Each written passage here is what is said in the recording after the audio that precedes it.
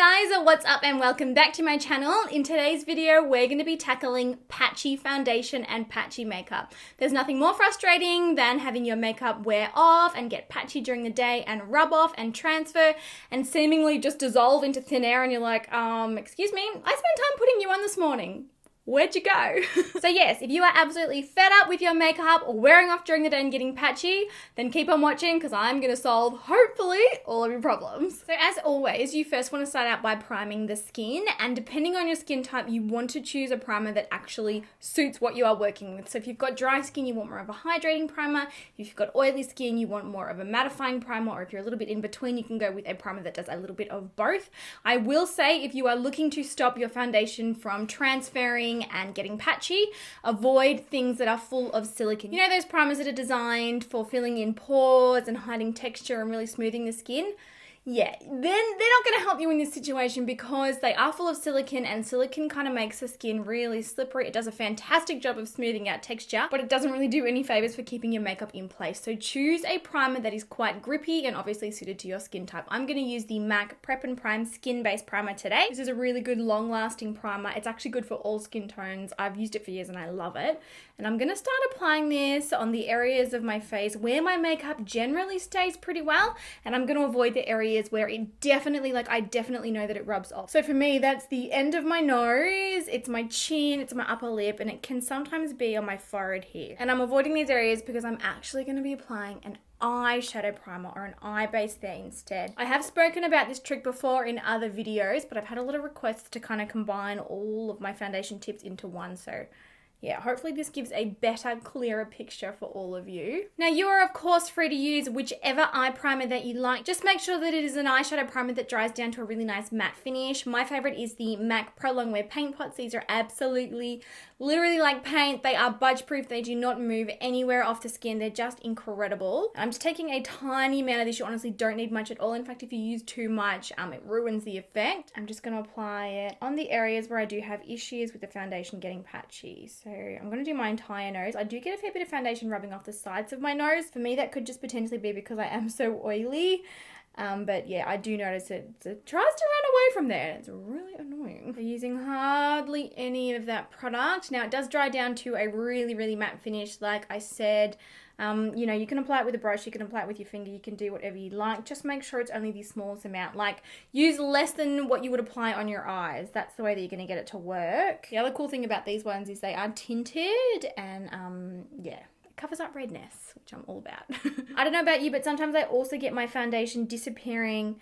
It's like it just disappears on the inner corner of my eyes, like underneath them. It's really odd. I don't know what it is. Again, it could be oil, I'm not sure. But to prevent it getting patchy in there, I'm going to apply the product there as well. Now what I'm going to do, and it might seem a little bit backwards, is actually powder the skin. The best product to use for this is a translucent loose setting powder. I find that powders with colour and pressed powders, they just don't seem to work as well. By all means, test what you've got at home and see how it goes. I'm going to use a Laura Mercier loose translucent powder today. And again, only taking a very, very small amount. I'm going to dust this lightly over my entire face.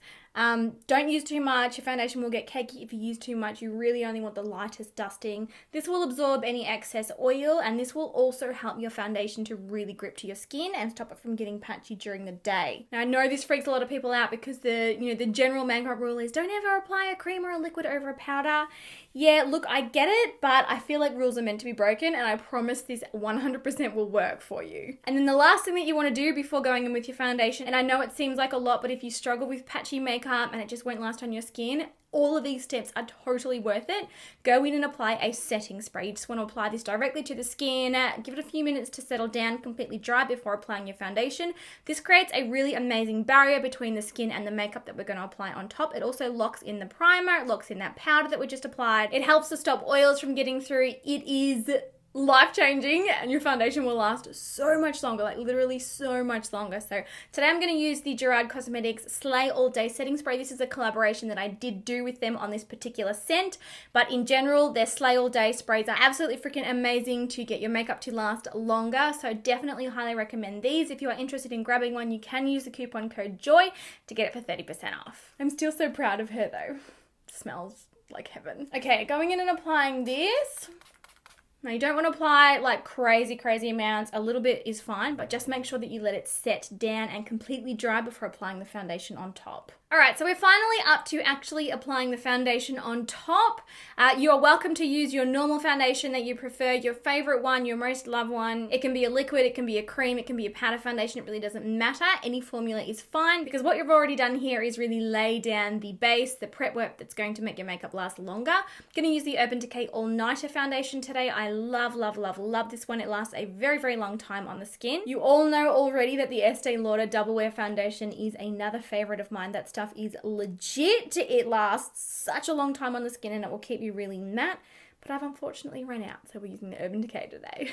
And also, if you're trying to get your foundation to last longer, stop using so much of it. A lot of people, you know, will pack the foundation on kind of in a method to get it on a bit faster in the morning. I do understand that, like I totally get it, but unfortunately applying thick layers of product, basically it just makes the makeup more susceptible to wiping off. And wiping off doesn't help when we're trying to not have patchy foundation.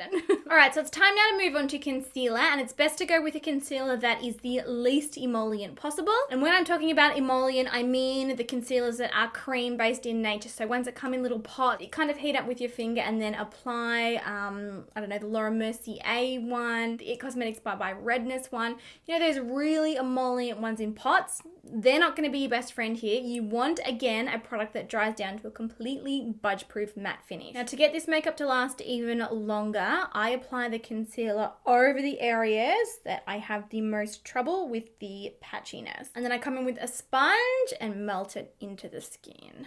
Okay, before going in with powder, I go in with another layer of setting spray just to lock everything down that we've applied so far.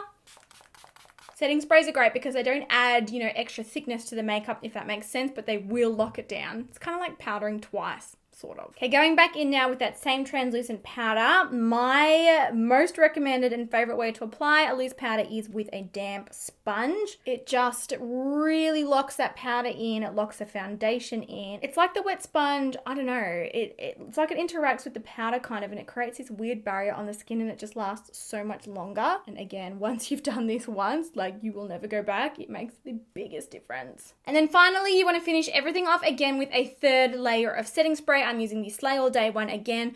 I personally prefer to do this after I've applied my bronzer, contour, blush, highlighter, all of that. I will use this as my very last step in my entire routine, but I'm not going to show you those other steps today because it's just not relevant to the video. So there you have it, guys. That's the absolute best way to stop patchy makeup and patchy foundation and get your makeup to last all day long. I hope today's video was really helpful for you. If you do have any other questions at all, any makeup dramas, or just about anything, honestly anything, I'm happy to answer any questions that you have. Please pop them in the comment section down below and I'll be sure to get back to you. I hope you're all having an amazing day, and I will catch you guys in my next video. Bye!